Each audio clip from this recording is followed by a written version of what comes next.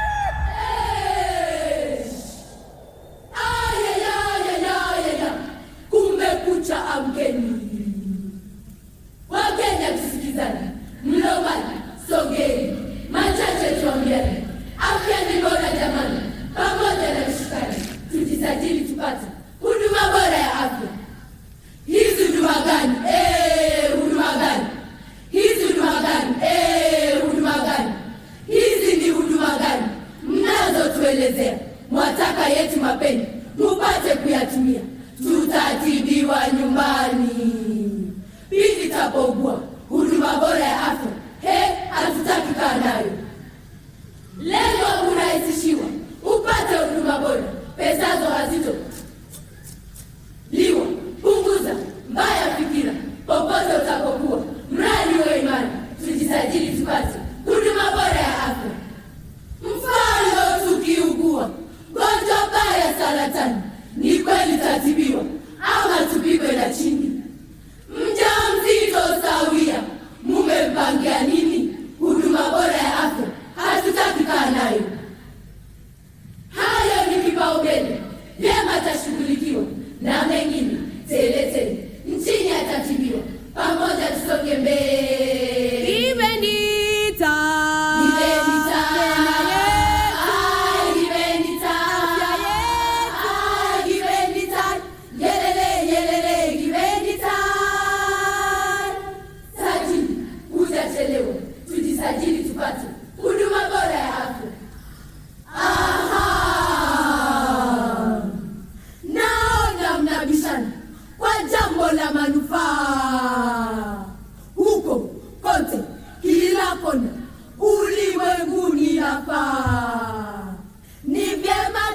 tutafanana, kwa pamoja tutapaa. Tujisajili tupate huduma bora ya afya. Huduma hii ni kweli. Leo utasema swadakta, dunia ishakubali na sisi tunaifuata. Pamoja tumekubali. Mie afya ye. Mie afya ye. God, si unajua wazazi wetu ni mahasla.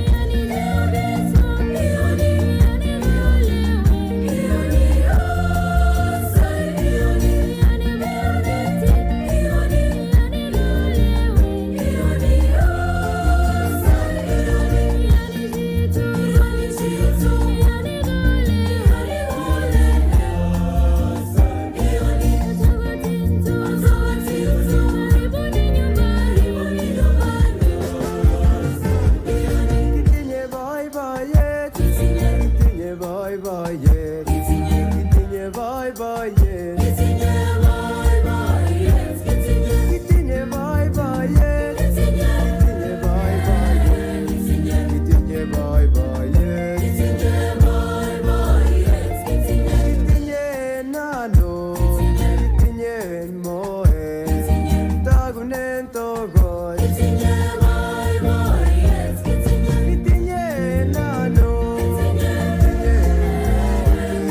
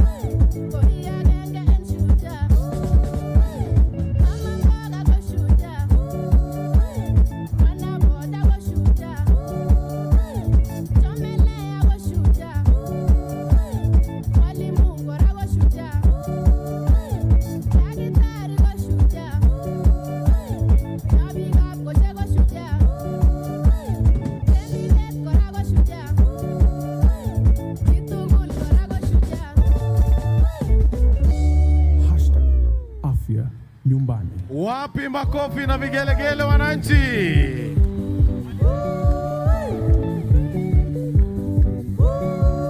Asanteni sana wasanii wetu, tuwashangilie wanapoondoka. Asante sana. Kwa kweli ni afya nyumbani kama ilivyo kauli ya Mheshimiwa Rais wa Jamhuri ya Kenya. Shukran sana DJ. Asante sana. Mheshimiwa Rais, tunahitimisha burudani. Tafadhali chipukizi, hatutaweza kukuruhusu kuimba wimbo wako kwa leo. Hakuna shida, manake hata nilikuwa sijaumaliza. Mheshimiwa Rais, kwa onyesho hilo ndipo tunakunja jamvi la tamasha yetu ya burudani leo. Tunapoita mashujaa wetu, tunashukuru wote waliopanga na wote walioshiriki. Kwa sasa Mheshimiwa Rais, kwa kumbusha kwamba kauli mbiu ni afya nyumbani. Maadhimisho ya sherehe ya mashujaa leo ni afya nyumbani. Na sasa tungetaka kuwaruhusu wananizi wa kujitolea ili waweze kuingia, CHPs, the community health promoters, waweze kuja hapa katikati ili waweze kuendelea na hafla hii, ahadi ya wahudumu ambayo watakapewa. Kwa hivyo tuwaruhusu tafadhali waingie, waje katikati ya uwanja. Na kwa sasa nitamwalika pia waziri wa afya ajitayarishe ili aweze kuwaongoza kwa ahadi ya wahudumu wa afya. Tuwapigie makofi. Pia hawa ni mashujaa ambao wamejitolea kwa muda mrefu, lakini kutoka leo mambo yabadilika. Tuwapigie makofi tafadhali wakija. And now we welcome the community health workers, which is part of the universal health coverage that is going to be launched by His Excellency, the President of this great nation, after the signing of the bills yesterday, which are now law. We would now like to call upon the CS for Health, Mheshimiwa Nakumicha, aje awaongoze kwa ahadi ya kujitolea. Karibu Mheshimiwa.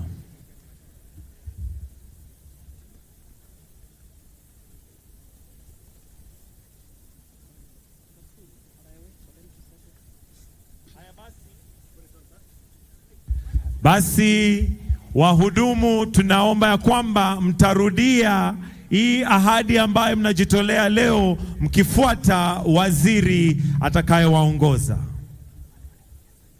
Bado tunangojea waingie, wakiingia basi tutaendelea, lakini bado wanaendelea kuingia. Basi tukiwashukuru, tuwapigie makofi tafadhali.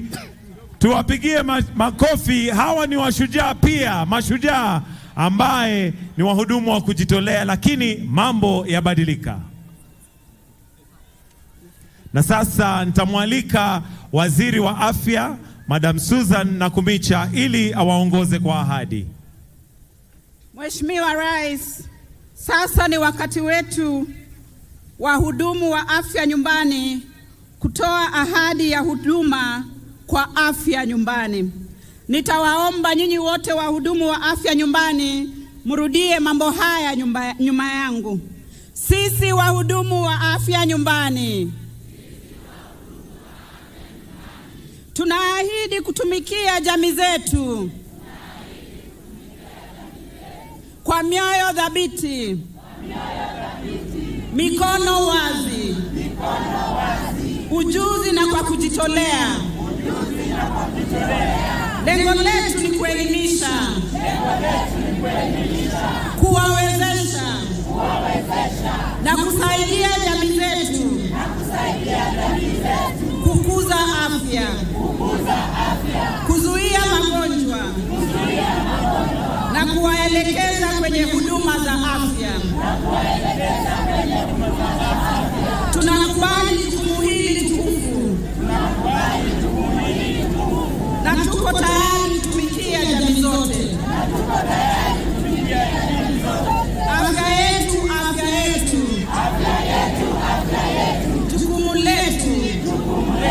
Ndio. Asanteni sana. Basi na sasa tukipeperusha bendera tutawaomba warudi mahali walikuwa pole pole tu tukiwaelekeza. Hebu tuwapigie makofi wananchi tafadhali. Na kwa sasa wakiondoka pia kuna lori ambazo zitakazoingia ikiwa ishara ya kwamba sasa dawa pia zitapatikana, na tutamwomba rais atateremka hivi karibuni ili aweze kuflag off ikiwa kama uzinduzi wa universal health coverage. Kwa hivyo sasa let's have the trucks to come in, and we'll kindly request Your Excellency, if you may, with your permission, to kindly come with and flag them off together with His Excellency the Deputy President, just to witness as we flag off the trucks that are going to be carrying the medicine and having all counties. We believe by now all counties have received the kits, which are now adorned with the CHPs, the community health promoters. Na ndio hizo lori zinazokuja, na sasa tukimkaribisha Mheshimiwa Rais ambaye atakuja kuzizindua, na pia just to flag them off as we now have this event proceeding. Amen. Amina. Tukiwakumbusha kwamba kauli mbiu ni afya nyumbani. Hebu sote tuseme afya nyumbani. Turudie sote afya nyumbani. Afya nyumbani. We now have these trucks that have the medicine, and each truck is representing a region, but every county is represented. Wapi makofi ya rais? As he continues to flag them off. Come on, let's tumpongeze kwa makofi rais wa Jamhuri ya Kenya.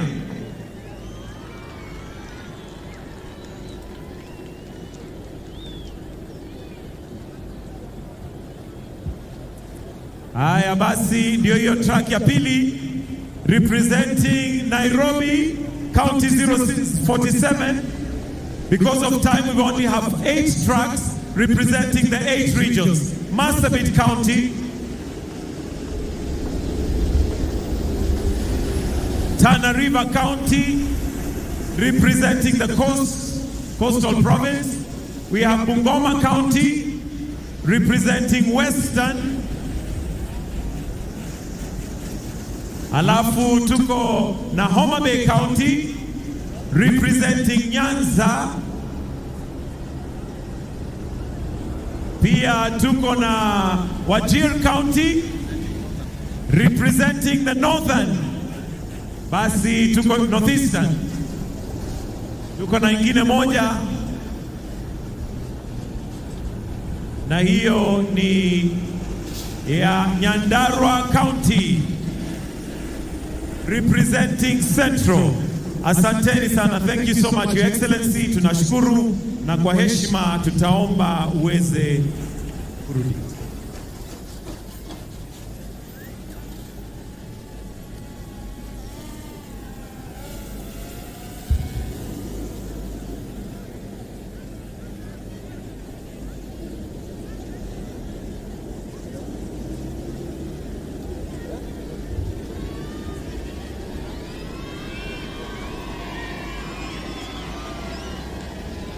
The government has onboarded 100,000 community health promoters, known as CHPs, in the country, and will continue with Afya Nyumbani. Naomba sote tuweze kuketi.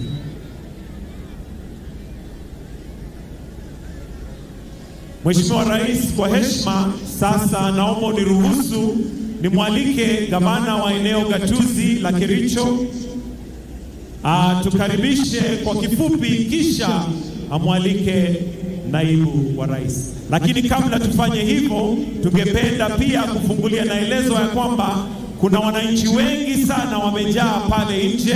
Kwa hivyo gavana, niwie radhi, ningependa kwanza tuwaruhusu wananchi waweze kuingia ili waweze pia kuhudhuria tukiendelea. Kwa hivyo tafadhali tuwaruhusu wananchi waweze kuingia kabla nimwalike gavana aweze kutukaribisha hapa Kericho. na kama wananchi wanaingia, hebu tuweze kutizama kwa runinga sauti ya mwananchi. Tukiwaruhusu wananchi kuingia, hebu tuweze kuweka kwa runinga sauti ya mwananchi. Asante. Simama Wakenya wote, simama. Sauti ya mwananchi. Simama wewe shujaa, simama. Tumefanya kazi kwa muda mrefu, hatukuwa tunalipwa, lakini kwa sasa tunalipwa. Tunafurahi. Hata tunapata kitu, hata mimi. So, amefanya vizuri sana kama tunapata kitu. Hata siku kulipwa, tukipata ile token, tutashukuru. Hata sisi hatukuwa tunajua kama hiyo watu walikuwa wanatolea. Kwa sababu nafikiri walikuwa wanalipwa na serikali. Kulingana na juhudi ya rais, hakika hao watu watapata nguvu na hao watu watakuwa na ile msisimiko ya kufanya kazi zaidi. Sisi tumemaliza kwa muda mrefu sana, lakini sidhani kuona mtu akitaja kama msaidizi. Tumekaa kwa miaka mingi bila stipe. Na sasa wakati huu tunataka stipe. Tunasema karibu na karibu Kericho. Wakati wa Mashujaa tunataka kusema kitu ala nono kuliko stipe. Rais wetu ametuempower, ametupatia toolkit, tutakuwa tukitumia huko mashinani. Tungependa asiwachie hapa, aendelee kutufuatilia sana, ajue tunafanya kazi gani. Mbele hatukuwa na hiyo kitu, hizo vitu alituletea, tumefurahia. Tunashukuru serikali sana, na Mungu awabariki tena awazidishie, na zaidi ya yote waendelee kutukumbuka hata na vifaa zaidi. Tukielimisha wananchi wapate knowledge kuhusu maneno ya preventive, tunaona kwamba tutatumia pesa mingi kununua dawa. Tunaposhirikia siku ya Mashujaa, ningependa kuambia wananchi wote waendelee na hiyo kazi nzuri wanafanya, hasa kusaidia wamama na hata watu wa kijiji, hasa kwa usafi na kukaa katika hali inayofaa kama wananchi wa kawaida. Ile kitu ambayo ningependa kwanza ningeshukuru serikali kwa mkono ambao wanachukua sasa hivi. Kuzuia ni mzuri kuliko kuponya. If they are Mashujaas of the year, it's community health promoters. You know, we are not volunteers, we are promoters. Help to our president. Wherever you are, we say we salute you. Naomba waingie kwa utaratibu tafadhali, na pia tuweze kuweka kitu kingine kwa runinga. Wanaendelea kuingia bado. And at this point, allow me to also recognize His Excellency Tete Antonio, the Minister of Foreign Affairs for Angola, who is representing His Excellency the President, João Manuel Lourenço, President of the Republic of Angola. Together with his delegation, we recognize you and appreciate that you've honored us with your presence. Studio, naomba tuweke pia kitu kingine kwa runinga. Wananchi wanaendelea kuingia. Wananchi ni waombe tuingie tu kwa utaratibu, sote tutaruhusiwa tuingie. Muraguri. Nilianza hii kazi kutoka mwaka wa 2003. Miaka hiyo 20 nimefanya hiyo kazi. Kwangu nafurahia kwa sababu naifanya na roho yangu yote. Hii exercise nafanya registration, naona ni muhimu kwa sababu serikali yetu itajua ni watu wangapi wako na disability, wapi wako na diabetes, ni wangapi wako na hypertension, ni watoto wangapi wamezaliwa, ni wazee wangapi wako over 70 years. Hiyo statistics itasaidia serikali kwa chochote inataka kufanyia community. Kutoka hiyo miaka tumefanya hii kazi ya community health promoters, tulikuwa tunaandika kwa mikono. Unaandika saa ingine karatasi inapotea, unakimbia kwa public health, unamuitisha ingine, unakuja unajaza. Sasa unakuja unalipiti hiyo information ndio umpelekee. Kupeleka kwake hata kwake inaweza potea. Sasa hii technology, chochote umeweka hapa haitapotea. So this is very safe kwa kwetu na kwa serikali. Unaona information iko hapa. PSU yako na yake. Lakini kwa simu yangu hakuna mtu anaweza ingia. Sababu nikipa submit na submit kwa PSU. Akitaka kujua area yangu ni watu wangapi wako na disability, anaenda kwa system. Hata niuliza. Akitaka kujua ni watoto wangapi wamezaliwa, anaenda kwa system. Hata president mwenyewe akitaka kujua mambo yote atakuja hapa. Akiklik tu atapata information yote. Na tushukuru serikali kwa kutupatia hii. Tumechoka na kuandika. Sasa kutupatia hii inaoneshana sasa tumeenda digital sisi wote. Afya yako, jukumu langu, mimi ni shujaa.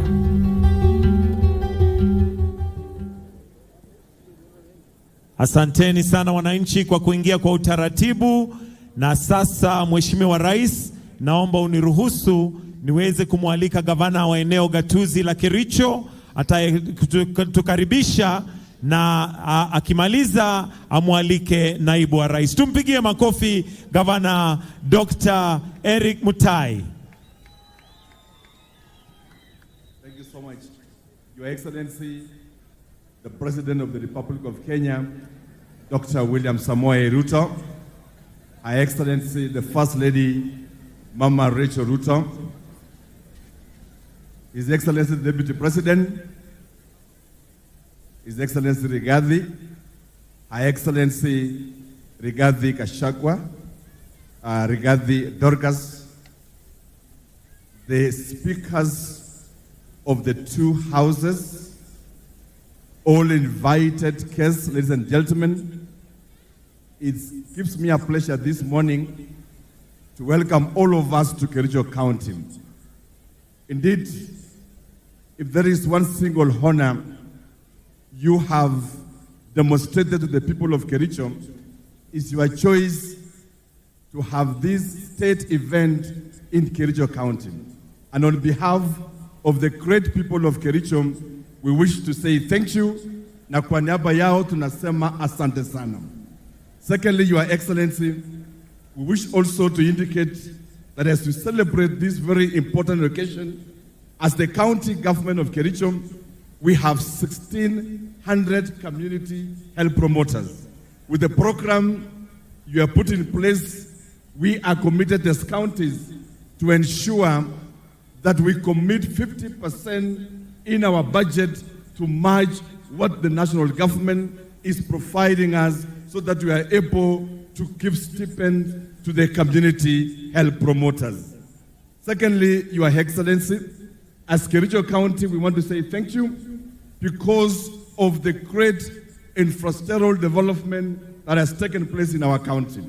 Just to mention, the other day, we were able to launch the ICU at Kapkatet, which was equipped by your government. We were also able to launch our basic oncology center in Kericho to handle matters cancer through the support again from your government. And we want to say thank you for the same. We also want to appreciate the great infrastructural work that has taken place in Kericho town. And today, when we look at Kericho, we see a complete different town altogether. Out of that, Your Excellency, we commit as a county to move with your agenda of expanding Kericho town.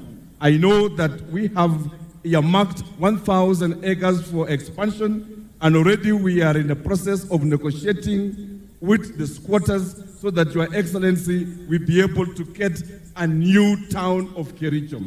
We also look forward, Your Excellency, towards the completion of the airport. Today, I am a proud governor on behalf of these great hustlers of Kericho, that you are able also to land at Karenga Stadium, which is historical in itself and will remain in our hearts.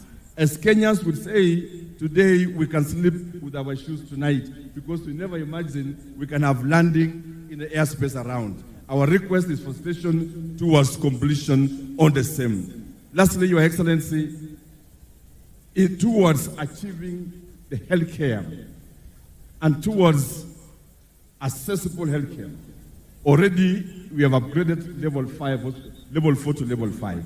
Our ask, and I know you know these things, Your Excellency, because these things you initiated when you were minister and when you were deputy president.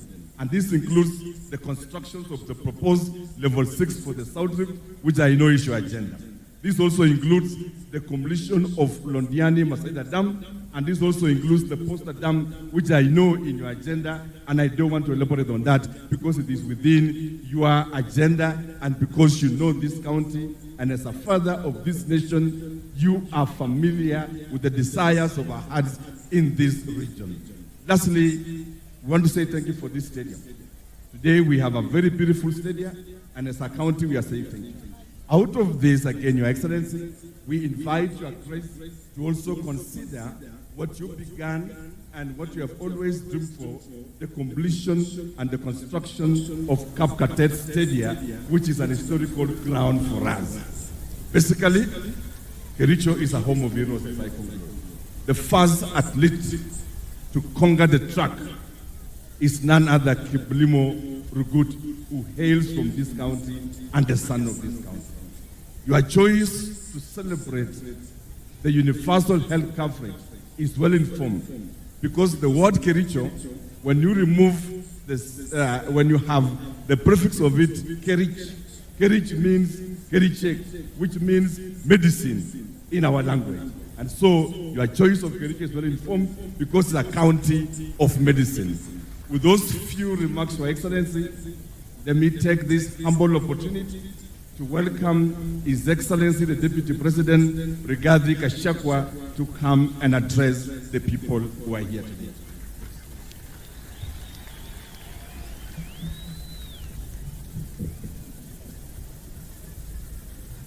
Your Excellency, the President of the Republic of Kenya and Commander-in-Chief of the Kenya Defense Forces, Dr. William Samoei Ruto, Your Excellency, the First Lady of the Republic of Kenya, Mama Rachel Ruto, the Prime Cabinet Secretary, the Honorable Musalia Mudavadi, the Foreign Affairs Minister from the Republic of Angola, Ambassador Tete Antonio, the Speaker of the National Assembly, Honorable Moses Wetangula, the Speaker of the Senate, Amason Jeffa Kingi, Your Ladyship, the Chief Justice and President of the Supreme Court of Kenya, Lady Chief Justice Martha Koome, our host Governor Eric Mutai, Excellencies Governors Present, Excellencies Ambassadors, High Commissioners, and members of the Diplomatic Corps,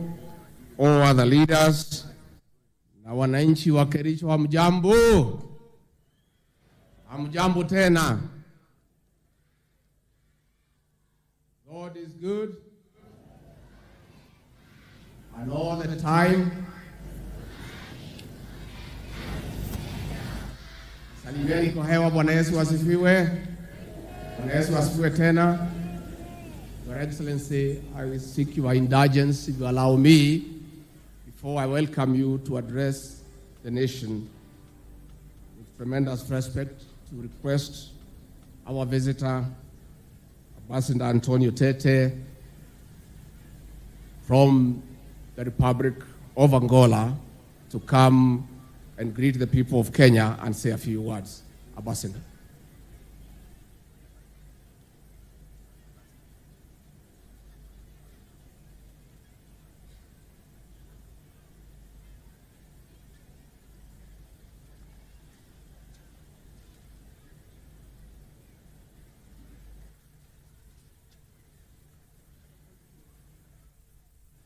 I'll try to speak the small Swahili I just learned.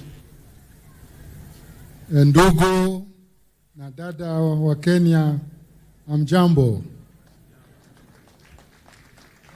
And happy Mashujaa Day to everyone. Mr. President, First Lady, Vice President, Prime Minister, Ministers, Speakers of the two houses, dear colleagues here present, my brothers and sisters, on behalf of President João Lourenço, I would first like to convey his apologies. He would have loved to be here, but for foreseen reasons, he couldn't make it to Kericho. But he sent you a very warm greeting, thanking again for the warm reception we always have been granted in whenever we come to Kenya. Mr. President, it is very emotional for the Angolan people to be here, especially on a such day of Heroes Day, because those are the same heroes who also are not only Kenyan heroes, but they are also African heroes and Angolan heroes. Many maybe would remember how the struggle for independence of Angola benefited from the revolution of Kenya. Think of the Mau Mau and others. And you may remember that under the leadership of President Jomo Kenyatta, the 3 Angolan liberation movements came to Mombasa and lastly met on June 21st, 1975 in Nakuru, where an agreement was signed, which was very significant to lead Angola to the independence in November the same year. So we will never have enough words to thank the Kenyan people for contributing not only to our freedom, but also for consolidating, helping the Angolan people to consolidate our independence. Today, Mr. President, the nature of the struggles are over. We have the struggle for development. We have the struggle for peaceful environment. We have the struggle for peace in our countries and in our region. And here again, Kenya has been at the front line and collaborating with Angola in many of those areas. Mr. President, I think we are starting a new dawn in the relationship between Angola and Kenya. Just imagine, I just spoke about 1975, but we are having the very first official visit of an Angolan president to Kenya. And we held yesterday with my brother, the Prime Minister and Minister for Foreign Affairs, the very first joint commission to look at the areas of cooperation.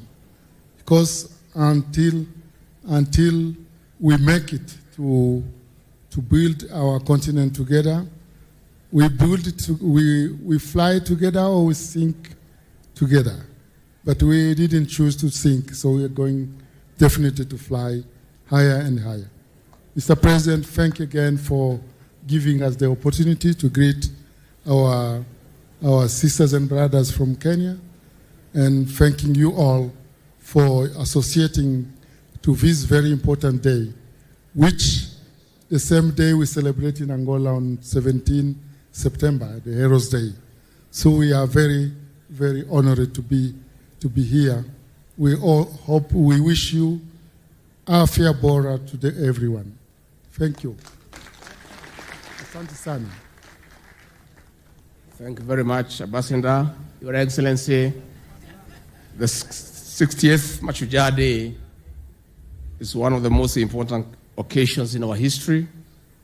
We celebrate the day from Kericho County, one of the most active and colonial hotspots in the country, whose people were stripped of their right to land. We join the people of this county and other Kenyans in celebrating the gallant men and women who put their lives on the line to attain our freedom and restore our dignity. Your Excellency, we celebrate these men and women because they believed in the power of Africans in defining their destiny in socio-economic transformation. Kiongozi wetu, leo ni siku yako. Mimi nilikuwa hapa siku ya Jumatatu na nikapata nafasi ya kuongea na watu ya Kericho. Na kwa sababu wao walikuwa ng'ambo, mimi ndio nilikuwa nawika hapa. Sasa wewe huko, mimi sina sauti. Na kwa hivyo nichukue nafasi hii kwa sababu nimefika hapa kusema rais wetu, ulipoamua ya kwamba Mashujaa Day italetwa hapa Kericho, mimi nilifurahi sana. Na rais, wewe na hii watu wa Kericho wanajua ni kwa nini.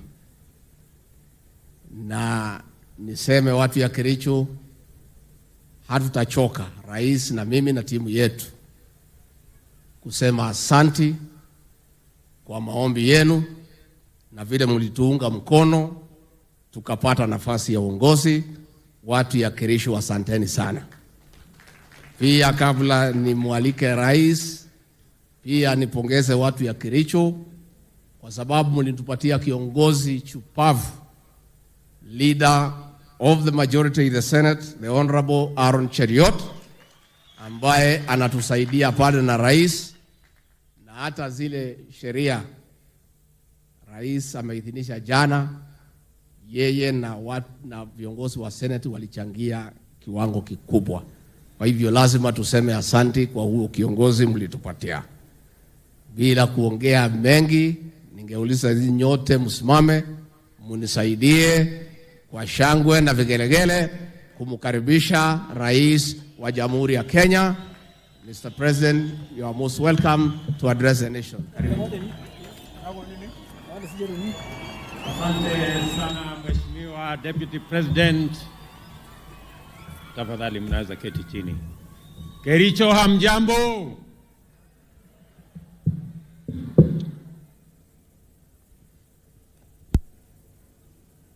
Our guest, my friend Tete Antonio, Minister for Foreign Affairs, who is representing my brother, the President of Angola, who is in Kenya as we talk. And he will be having a state visit tomorrow. Fellow leaders, the great people of Kericho, distinguished Kenyans, members of the diplomatic corps, guests, ladies and gentlemen, watu wa Kericho, hamjambo tena.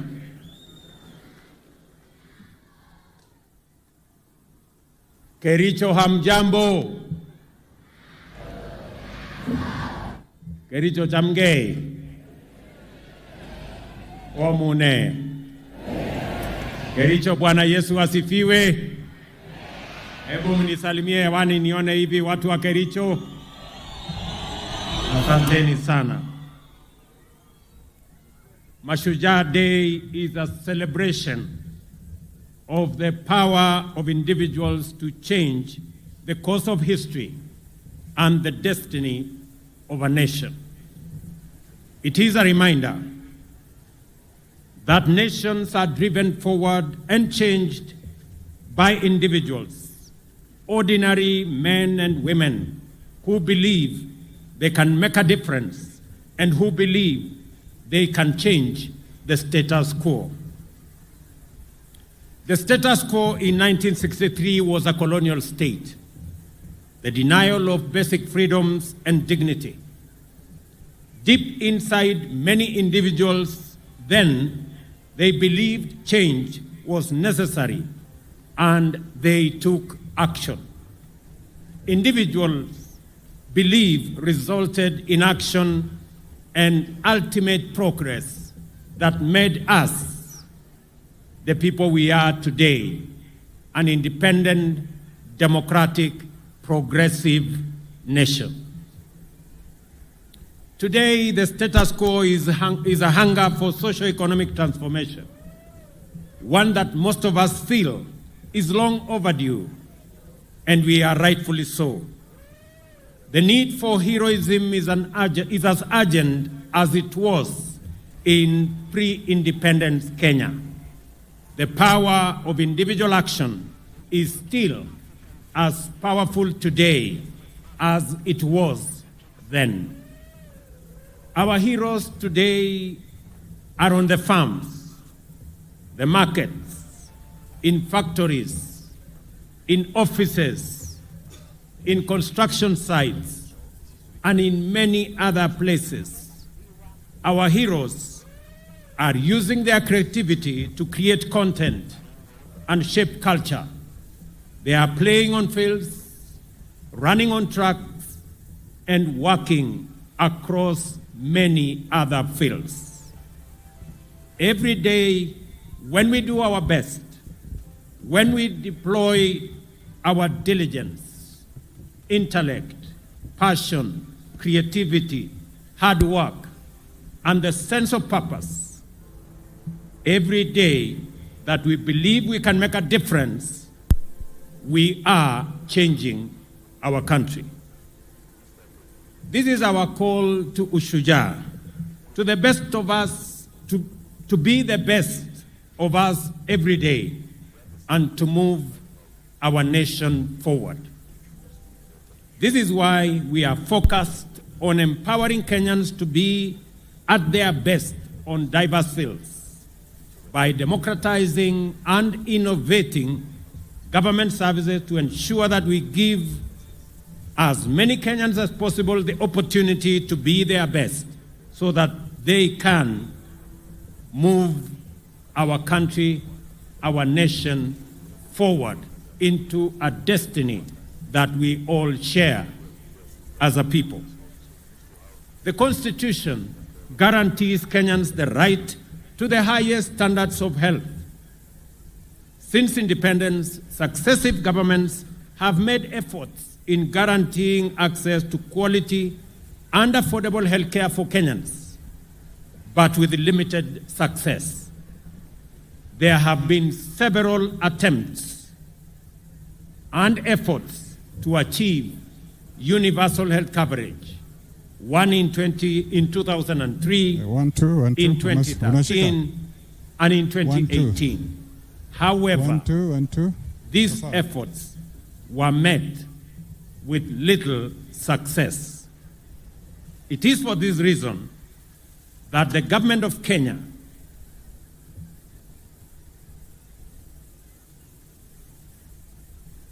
identified healthcare delivery as one of the core pillars of the bottom-up economic transformation agenda. In the Kenya Kwanza Manifesto, we made several commitments towards the delivery of universal health coverage. These include the provision of a fully public financed primary health care, the installation of a digital health management information system, and the setting up of a fund for improving healthcare facilities across Kenya. Other commitments were the setting up of an emergency medical treatment fund, the establishment of a national insurance fund that covers all Kenyans, and the availability of medical staff who would deliver on this great universal health coverage that has been in the works for a long time. The government has instituted a paradigm shift to preventive and promotive health rather than where we've been at curative health. This approach also makes economic sense. Community health reports state that for every 1 shilling invested in community health, 9 shillings and 40 cents are realized in economic and social gains in our society.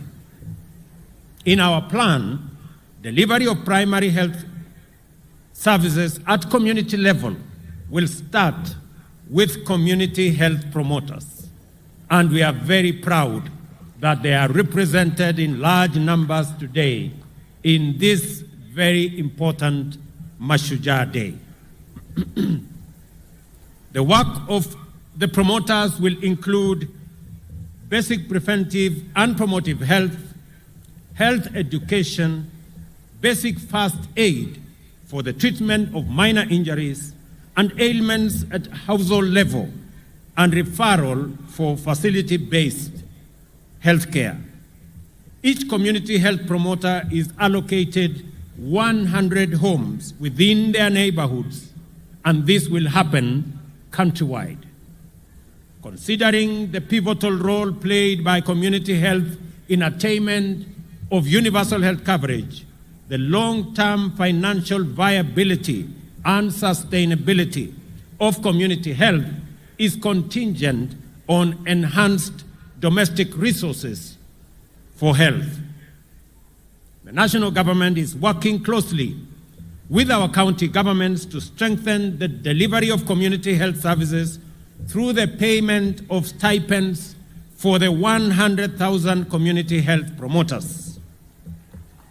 This will be done on a margin basis, 50% contributed by the national government and 50% contributed by the county governments. The national government has already allocated Kenya shillings 3 billion annually for payment of these stipends, and it is my belief that counties will match up this fund so that we can enable these great heroes of our time to help us on the delivery of community health at the household level. It is worth noting that as of today, over 1 million households in 10 counties have been visited already by community health promoters, overt services, and their data captured in the Afya Nyumbani dashboard. And this is a significant major achievement, as this dashboard is not only available to the Ministry of Health, it is also available in my office. We also agreed to provide the 100,000 community health promoters with kits, which contain basic equipment for household health screening, medicines and supplies used for service provision at the household level. And as you can see today, every community health promoter here present, each one of them has a health promoter's kit. And that is the case with 100,000 community promoters everywhere in the Republic of Kenya. Quality community health data is essential for the planning, resource allocation, and monitoring of progress towards universal health coverage. The government is committed to delivering on the digital health agenda, starting from the community level. The electronic community health information system, which is live and being used by the promoters across the country, is a simple and user-friendly mobile health device being used, and its application will be used to collect real-time, accurate household data. It will also initiate planning for health service delivery and provide linkage to health facilities. Along the CHP kit, the government has provided additionally 110,000 smartphones for use by the promoters and community health assistants. The shift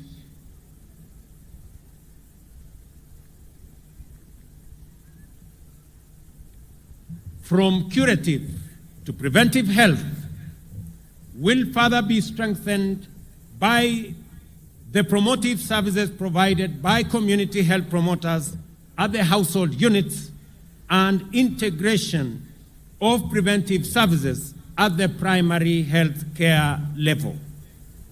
These services will include screening for hypertension, diabetes, and high conditions, offer the necessary health education on water and sanitation, nutrition, and provide community rehabilitation services, among others. These services will be provided through multidisciplinary teams that will be established at the level of the primary care networks. To strengthen the legal basis for health financing, health service provision, and achievement of UHC, 4 new health laws, which I signed into law yesterday, have been enacted. These are the Community Health Insurance Act 2023, Primary Health Care Act 2023, Facility Improvement Act 2023, and Digital Health Act 2023.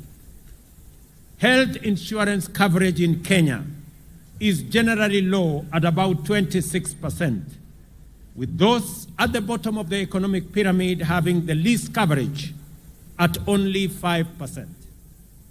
Many Kenyans incur catastrophic expenditure from out-of-pocket healthcare payments, while many more do not seek care at all when they fall ill because they simply cannot afford it. Over the last decade, several measures have been put in place to enhance the capacity of the National Hospital Insurance Fund to effectively deliver on its mandate.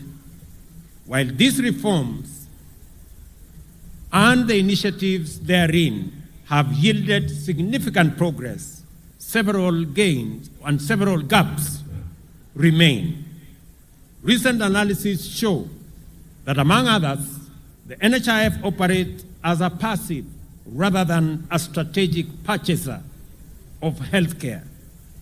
It is plagued by inefficiency and governance challenges and is potentially, unless addressed, financially unsustainable. It is against this backdrop that the government proposes a paradigm shift in the provision of social health insurance. In the new Social Health Insurance Act 2023 that provides for formation of a social health authority which will repeal the current National Hospital Insurance Fund Act 1998. In our plan, I promise a fully publicly financed primary health care system, an emergency care fund, and a health insurance fund that will cover all Kenyans. This promise is delivered through the enactment of the new Social Health Insurance Act, which, among others, establishes the publicly financed primary health care fund, a fully publicly financed chronic and emergency and critical illness fund, and the social health insurance fund, and access to health care from now henceforth will no longer be based on ability to pay. It will be based on the health needs of every Kenyan. We are implementing a per household payment system where a flat rate applies to everyone regardless of their income. Consider this, for example. Previously, an individual earning 10,000 had to pay Kenya shillings 500 for NHIF, a hefty 5% of their earnings. On the other hand, those with a salary of 100,000 or more contributed 1,700, a mere 1.7% of their income. Astonishingly, even someone with monthly income of Kenya shillings 1 million, like William Ruto, the president, paid the same amount of 1,700, which translates to a paltry 0.17% of their substantial earnings. This bizarre setup meant that low-income earners, mamambogas, and bodabodas were effectively subsidizing high-income earners like myself. The Social Insurance Fund corrects this anomaly and makes sure that every citizen pays for health a percentage of their income, an equal percentage of their income, so that we can equalize the fortunes of every citizen with respect to access to health. The Social Health Insurance Fund also signifies a shift to increased use of domestic resources for health financing and a sustainable approach, especially at a time when resources from donors and development partners are dwindling. The healthcare system in Kenya is largely focused on curative services at the expense of preventive and promotive services. This has occasioned inequity in financing, which has disadvantaged primary healthcare uptake and promotion. The government's mission is to build a progressive, responsive, and sustainable healthcare system for accelerated attainment of the highest standard of health for all Kenyans. The funds allocated to public health facilities have substantially reduced over the years, as they are directed to the county revenue fund and are rarely reinvested into the facilities. The lack of autonomy in public health facility management and financial control has led to increasing fragmentation, poor service delivery, deteriorating health outcomes, reduced efficiency, access, equity, financial risk protection, and also insignificant transparency and accountability. The Facility Improvement Financing Act corrects this situation and aims to structure the process and guide the counties on how to provide for retention, management, and use of revenue derived from health-related services rendered at public health facilities. The Act seeks to ensure a unified approach for health facility finance and management autonomy, where public health facilities are able to retain their funds and have autonomy to operate their facilities based on their priorities. This will improve availability of resources at the facility to provide adequate and equitable quality health services, increase efficiency, and thus improve health outcomes for all Kenyans. Kenya has made significant strides towards digital transformation, with many sectors leveraging on technology to enhance implementation of digital products and services. The health sector has made steady progress in digital technology transformation through implementation of digital solutions to manage and share and use data.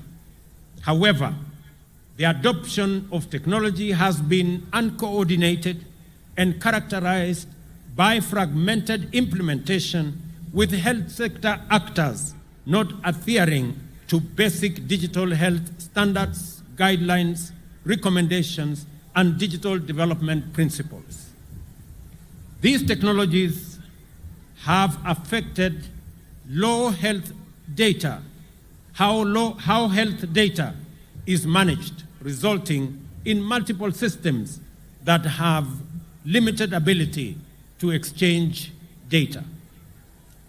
The Kenya Kwanza Manifesto identifies digitization as a pillar for the health sector to achieve universal health coverage. Accordingly, the Digital Health Act provides the legal basis for the development of a comprehensive and integrated health information system. These systems will enable end-to-end visibility of health processes and seamless sharing and portability of information that will enhance health service delivery and improve efficient use of resources. The enactment and implementation of the Act and the digitization agenda will deliver on the promise to integrate ICT to enhance telemedicine and health management information systems.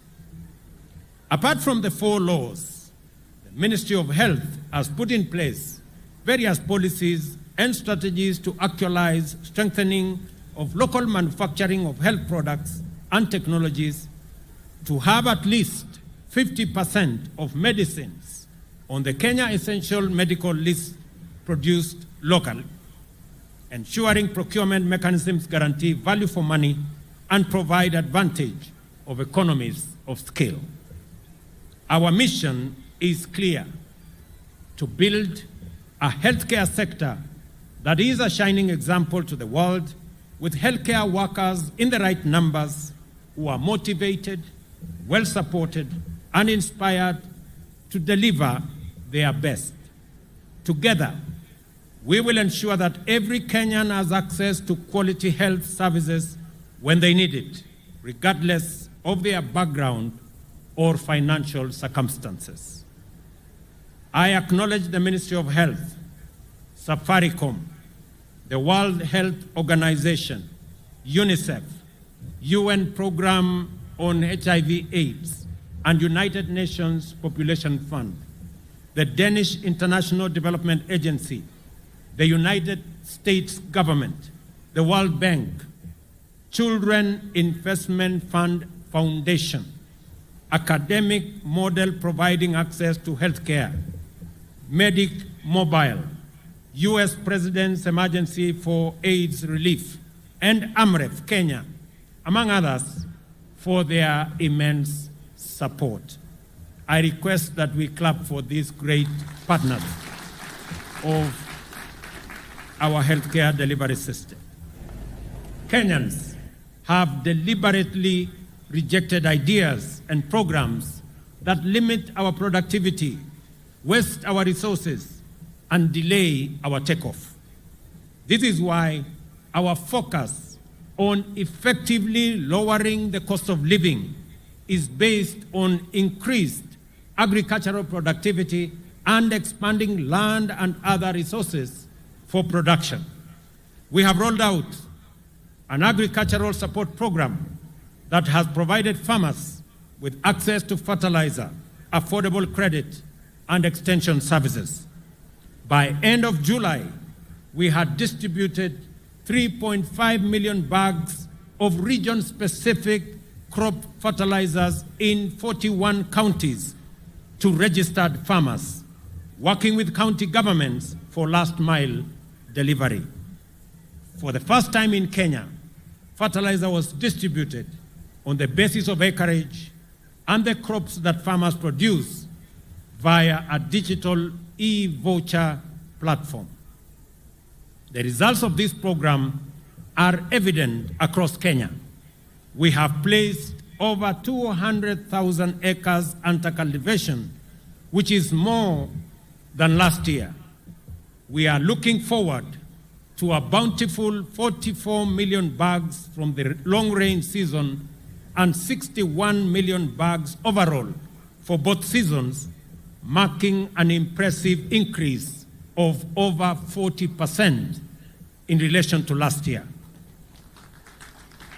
Fertilizer support for the short range crop is now available at National Cereals and Produce Board depots for regions that planned in this season, including central Kenya, eastern and western parts of the country.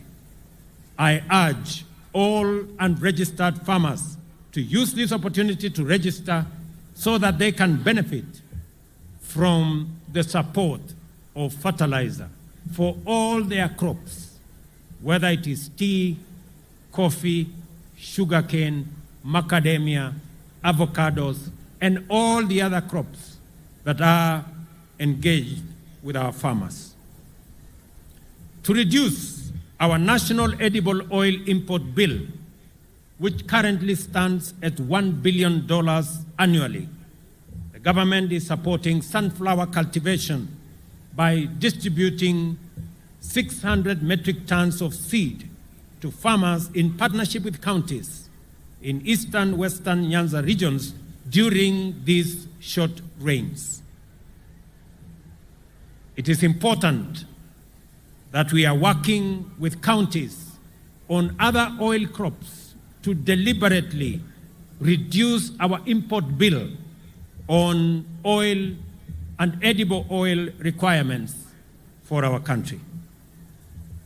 When we came into office in September last year, only 320 government services were available online. Today, there are more than 13,000 services, and we expect to onboard all services by the end of this year. This has increased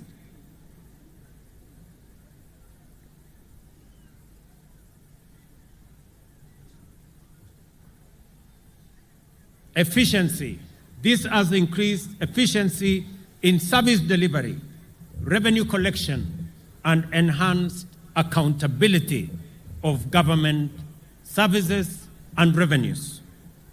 The government is currently rolling out the last mile 100 kilometers of fiber optic infrastructure throughout the country to improve health facilities, improve schools, judiciary offices in far-flung areas, and other public institutions. We are also concurrently setting up 25,000 Wi-Fi hotspots targeting fresh produce markets, bus parks, and other public spaces. We are also working with members of parliament in the setup of 1,450 ICT hubs in every ward in Kenya. And I am happy that the National Assembly has aligned the National Government Constituency Development Fund Act to actualize this strategic intent. Our goal is to spur e-commerce, the creative arts, and the digital economy, the frontier of our bottom-up economic transformation agenda. We continue to make significant progress in our education sector. Immediately after assuming office last year, we ended months of uncertainty by resolving that junior schools be domiciled in our primary school setup. We have reduced the teacher shortage by hiring more teachers. In the last 1 year, the Teacher Service Commission has recruited 56,000 teachers, which is half of the required number or half of the shortage that we have. This is the highest recruitment in the history of the Commission in 1 year and the largest such exercise in Kenya's history. We intend to close the gap on teacher shortage in the coming 2 years. Further, in keeping with government's policy to equip Kenyan youth with practical skills and competencies, we are working with our TVETs to ensure that another 2,000 TVET college tutors are hired to support our TVET education that has increased from 90,000 8 years ago to 350,000 currently.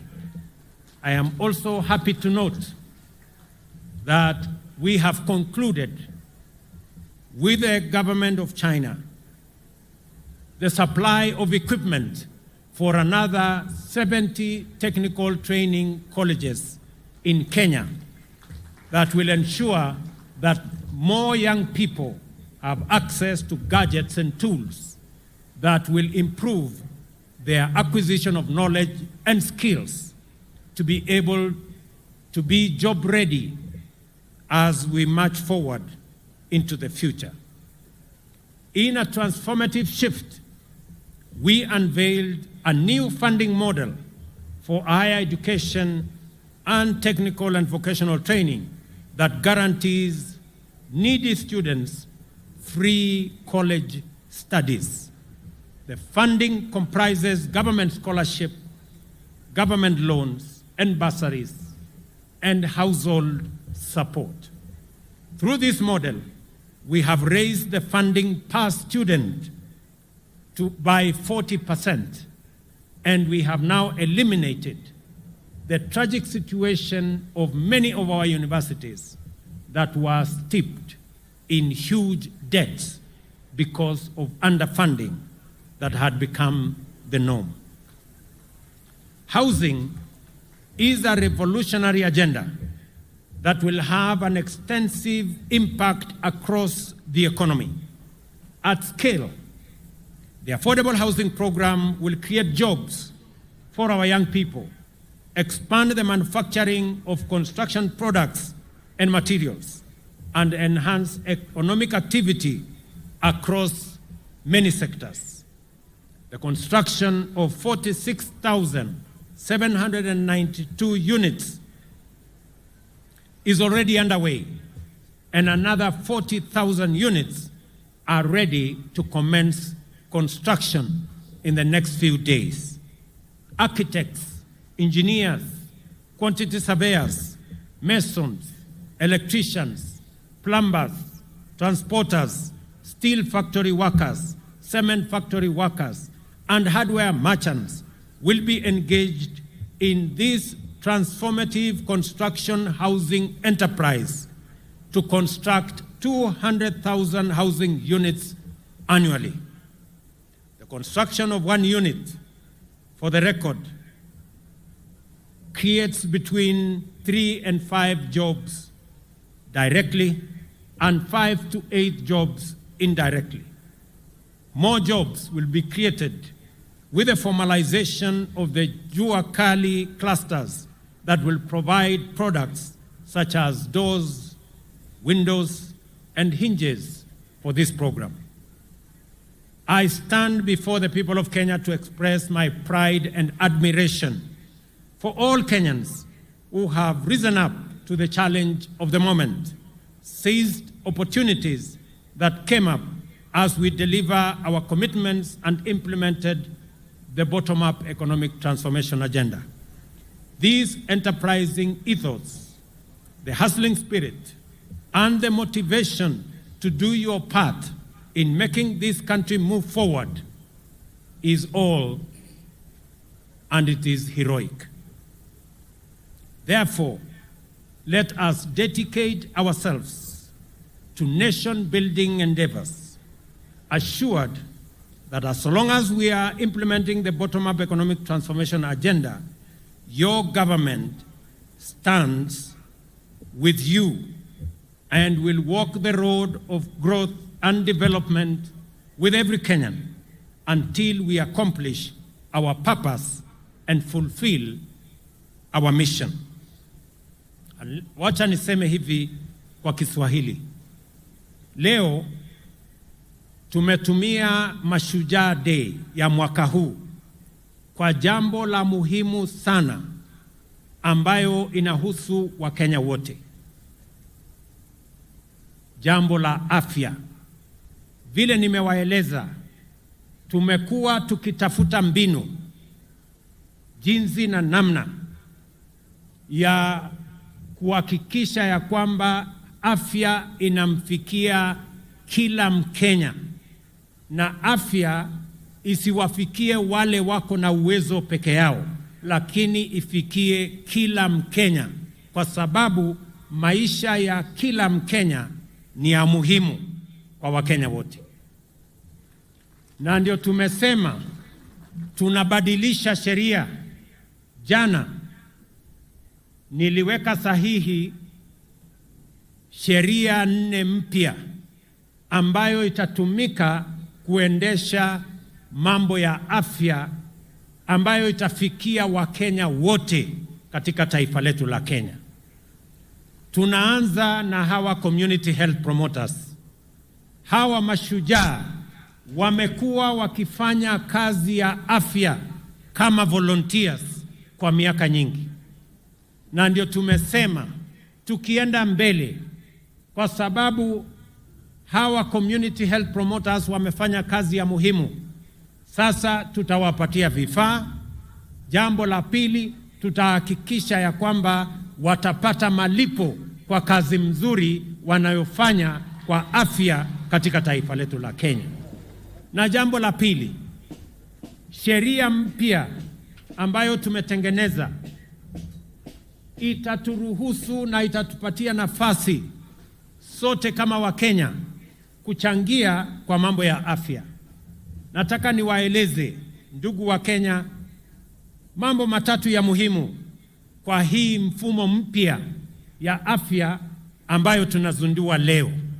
Ya kwanza, pale katika level 1, 2 and 3 dispensary na health center, kila Mkenya atapatiwa matibabu bila malipo yoyote. Na gharama ya matibabu katika level 1, 2 and 3, gharama yake italipiwa na serikali ya Kenya kupitia kwa ile fund ya primary health. Jambo la pili, pale katika dispensary yako ya nyumbani na katika health center yako ya nyumbani. Sasa Wakenya watajumuishwa katika usimamizi wa ile facility. Nyinyi katika kijiji yenu, katika mtaa wenu, nyinyi mtakuwa na kamati ya kushughulikia mambo ya afya katika dispensary yenu, katika health center yenu. Ndio kama hakuna dawa, nyinyi wenyewe mutashughulika, mjue na mtupatie habari ya kwamba hakuna dawa katika hii hospitali, ndio Wakenya waweze kupata nafasi ya kupata afya katika mahali karibu pale nyumbani.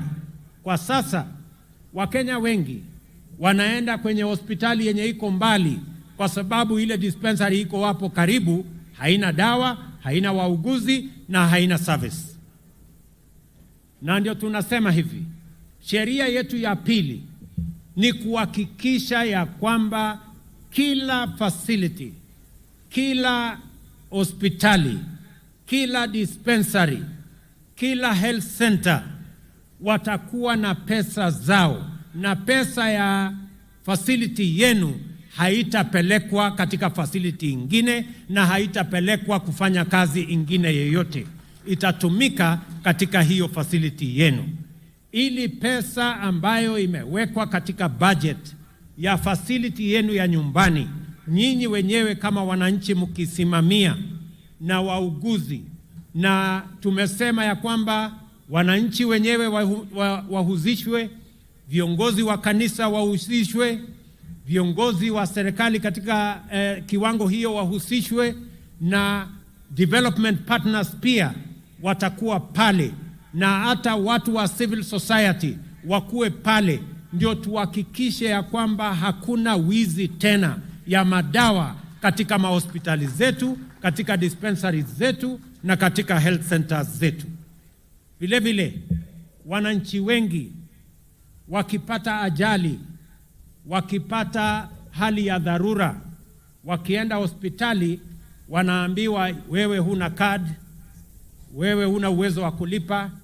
Sasa emergency, chronic illness na ajali zote, kila mwananchi atakubaliwa kutibiwa katika kila hospitali bila ya kuulizwa maswali, kwa sababu maisha ya kila mwananchi ni ya muhimu. Wananchi wengi wananiuliza kwamba wale hawana uwezo wa kulipa NHIF ama wa kulipa sasa ile card ambayo ni ya Social Insurance Fund itakuwaje? Wacha mimi nitangaze katika hafla hii ya kuzindua afya nyumbani kwamba kila mwananchi atalipa kulingana na mapato yake, na yule mwananchi ambaye hana uwezo, serikali ya Kenya itakulipia card ya hospitali. Kila Mkenya atakuwa na Social Insurance Fund card, na wewe utaenda hospitali na utatumia hiyo card, either umejilipia mwenyewe ama umelipiwa na serikali, ili uweze kupata matibabu katika level 4, level 5 and level 6. Kwa hivyo kila Mkenya, either utaenda katika level 1, 2 and 3 na upate matibabu bila malipo, ama uende level 3, level 4, 5 and 6 na utumie kadi yako kupata matibabu. Na kila Mkenya, ndio tumesema hakuna Mkenya ataachwa nyuma. Ile maneno ya zamani, wewe unaenda kwa facility ya hospitali unaambiwa kadi yako imefika mwisho. Sasa hii kadi ambayo tutawapatia haitakuwa na mwisho, kwa sababu maisha ya kila Mkenya ni ya muhimu. That card will make sure that if the limit is reached, then the chronic and illness fund will kick in and every Kenyan will be attended to. Hakuna Mkenya atafukuzwa hospitalini kwa sababu ya mambo ya malipo tena. Tunataka tuhakikishe kwamba kazi hiyo inafanyika. In conclusion, allow me to celebrate Kiprugut Chumo, the first Kenyan to win an Olympic medal, the first to win an Olympic medal by renaming this Kericho Green Stadium after him. I think he deserves it. Let me also say, for the people of Kericho, thank you very much kwa kutukaribisha katika mji wenu wa Kericho. Kwa niaba yangu, wacha mimi nirudie. Kwa niaba yangu na sote tuliokuja hapa kuomba kura zenu, deputy wangu akiwa hapa, viongozi wale wengine wote wakiwa hapa, kwa watu wa Kericho tunawaambia asanteni sana kwa kura zenu. Watu wa Kericho, narudia, asanteni sana kwa kura zenu. Biga Kericho, kale hii, kale gongoi missing. Jambo la pili, hapa Kericho, mimi niliwaeleza pale mbele ya kwamba mji wa Kericho hauna ardhi ya kufanya extension. Hapa Kericho imesongamana sana. Hii Kericho town ni town ndogo kwa sababu hakuna expansion program. Mimi nataka nitangaze ya kwamba nitarudi hapa mwezi ujao, kwa sababu ile ardhi ya ekari 1000 ambayo ilikuwa na matatizo hapa, hiyo matatizo yote sasa tumetatua kama serikali ya Kenya. Na sasa tutapata shamba ekari 1000 ya expansion development planning ya Kericho town. Na wale wananchi wako pale tutawapanga katika mpango yetu ya affordable housing, ili kila Mkenya apate nafasi ya kusherehekea ushujaa wa taifa letu la Kenya. Vile vile nitarudi hapa hivi karibuni kwa mambo yenu ya hospitali, mambo yenu ya damu, kwa sababu haya ni mambo yako katika mipango yetu. We also celebrate Mzee Samuel Kipsoi Ngetich Chepsetion. I know you know him. An incredible entrepreneur who exemplifies the bottom-up story. A class 3 dropout, he pulled himself up through sheer determination to set up the Kipchimchim group of companies whose interests span various industries and employ thousands of Kenyans. Before his untimely death recently, he was working on West Valley Sugar Company that began milling operations last week. Fare thee well, Mzee Samuel Kipsoi Ngetich Chepsetion. You are a great inspiration to many young Kenyans and many citizens of our country, that it is possible to rise up from humble beginnings and make a mark in the Republic of Kenya. Ladies and gentlemen, I want to thank you very much, na nataka niwaulize Wakenya wote mahali popote walipo leo, na niwahakikishie Wakenya wa taifa letu la Kenya ya kwamba nia yetu ni kuunganisha wananchi wote wa taifa letu la Kenya, na niwahakikishie Wakenya kutoka jamii zote, kutoka kaunti zote, kutoka pembe zote za Kenya, ya kwamba hakuna Mkenya atabaguliwa na serikali ya Kenya kwa misingi ya kabila, dini ama siasa.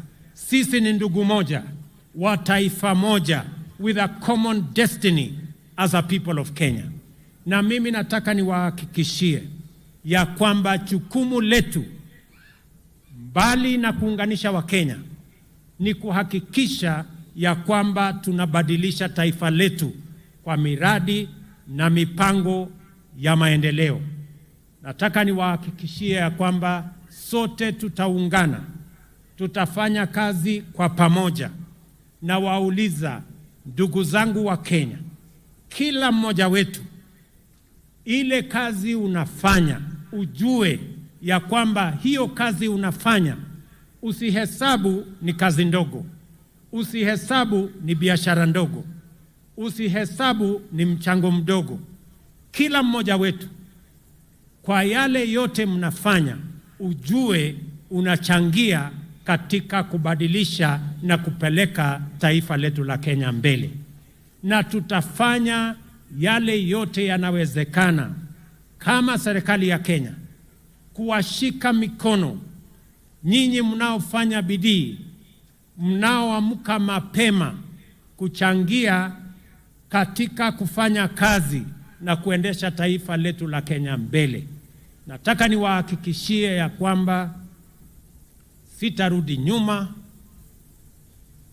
sitafanya chochote ambayo itazuia Mkenya mwenzetu kufikia atma yake ama kufikia malengo yake. Nia ya serikali yetu, nia ya serikali ya Kenya, mpango ya serikali ya Kenya ni kumwezesha kila mwananchi awe bora kuliko alivyo sasa. Muweze kuchangia katika kubadilisha taifa letu la Kenya, katika mahali mnafanya kazini, ile biashara mnafanya, yale yote mnafanya katika sehemu mbalimbali. Na mimi vile vile nataka niwahakikishie ya kwamba nitahakikisha ya kwamba pesa zenu mnazolipa kwa ushuru, kwa jasho lenu, pesa zenu ambazo tunakusanya katika kaunti zetu kwa levies, kwa taxes na kwa njia zingine zote, pesa zenu zitatumika kwa njia inayofaa, haitafujwa, haitaibiwa, wafisadi hawatanyemelea. Na tayari nimetangaza katika taifa letu la Kenya, na mtaona mambo hivi karibuni, ya kwamba wale wote wanahusika na kuiba pesa ya Wakenya na mambo ya ufisadi na mambo ya ukora, mambo yao ni matatu, na nyinyi mnajua vile nimesema. Kwa hivyo, I want to guarantee every citizen of the Republic of Kenya that we will hold your hand as you make your contribution in whatever you are doing, in a small way, in a big way, as a casual worker, as a permanent and pensionable worker, as a worker on contract, as a person waking up early and sleeping late, in driving the wheels of our economy, in pushing the destiny of our country in the right direction, that you have my support, you have the support of the government of Kenya, and we are going to work together towards building one united, democratic, indivisible Kenya. Na mimi nawauliza jameni, tuungane katika kazi hiyo. Mungu awabariki sana. God bless you and God bless our country Kenya. Asanteni sana. Basi niombe kwa heshima sote tuweze kusimama kwa wimbo wa taifa na wimbo wa Jumuiya ya Afrika Mashariki, na wale ambao wamevalia kofia zisizo rasmi tuweze kuzivua kwa heshima.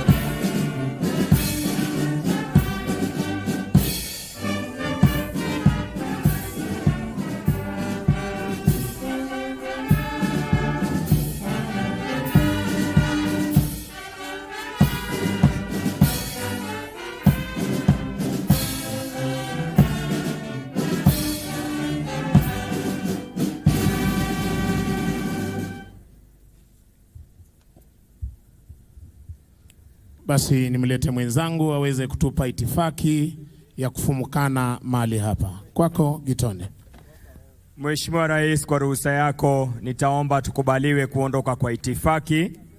Wananchi tuwe watulivu ili tuweze kuwapisha viongozi wetu kuondoka. Nafasi hii nitaomba nimwalike Mheshimiwa Rais Daktari William Samoei Ruto, Rais wa Jamhuri ya Kenya na Amiri Jeshi Mkuu wa Majeshi ya Ulinzi, pamoja na Mama Taifa Mama Rachel Ruto, wakisindikishwa na Mkuu wa Majeshi ya Ulinzi, waweze kuondoka kwenye jukwaa. Welcome, Your Excellency.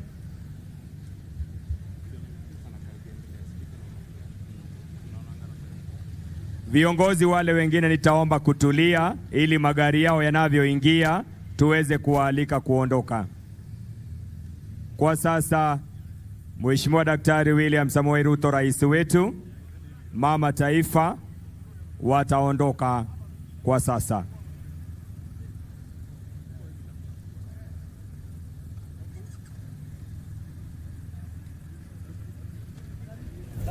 Asante sana Mheshimiwa Rais kwa kutuongoza katika sherehe siku ya leo.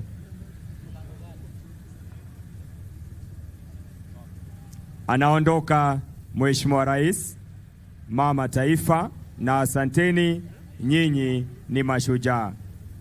Atafuata kwa karibu Mheshimiwa Naibu wa Rais, Mheshimiwa Rigathi Gachagua na Pastor Dorcas Rigathi. It will be followed by the visiting Foreign Cabinet Secretary from Angola. Asante sana Mheshimiwa Rais. I will invite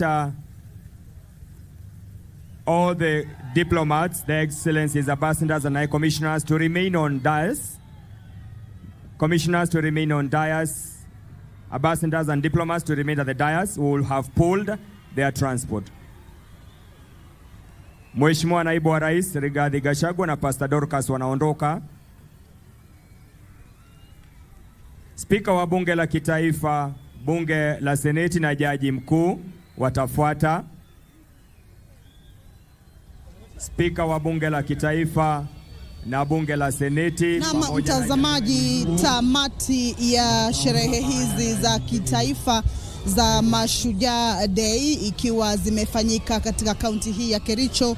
Huu ni uwanja wa Kericho Green Stadium ambao tayari rais ameweza kupendekeza kwamba jina lake libadilishwe kufuatia kile kilicho ama kufuatia ushindi wa yule mwanariadha kaunti hii ya Kericho, ama anayetoka kaunti hii ya Kericho. Kwa hivyo ni tamati, kama unavyoona ni kwamba msafara wake rais tayari umeshaondoka ukiwa umefuatiwa na ule wa naibu wa rais Rigathi Gachagua. Alafu kisha tulikuwa tunafahamu kwamba aliyekuwa atafika kusherehekea nasi sherehe hizi alikuwa ni rais wa Angola, lakini hakuweza kufika hapa Kericho. Rais akihakikisha ama akifafanua kwamba amefika nchini Kenya, lakini hajaweza kufika hapa, ila waziri wa masuala ya nje ambaye anaitwa Tete Antonio kutoka nchi ya Angola ndiye ambaye ameweza kufika na kujumuika nasi katika sherehe hizi za kitaifa za Mashujaa. Alafu kisha tunaona kwamba kunao msafara unaoendelea kutoka hapa katika uga huu wa Kericho Green. Msafara kunao jaji mkuu, wapo wale maspika wa mabunge, wapo wale wajumbe kutoka nchi mbalimbali na makamishna wakuu katika nchi mbalimbali ambao wameweza kujumuika katika sherehe hizi za leo. Kwa hivyo ndio tamati hiyo, lakini ni yapi ambayo yamesemwa? Mtazamaji, kukukumbusha tu ni kwamba unafahamu kwamba kauli mbiu ya sherehe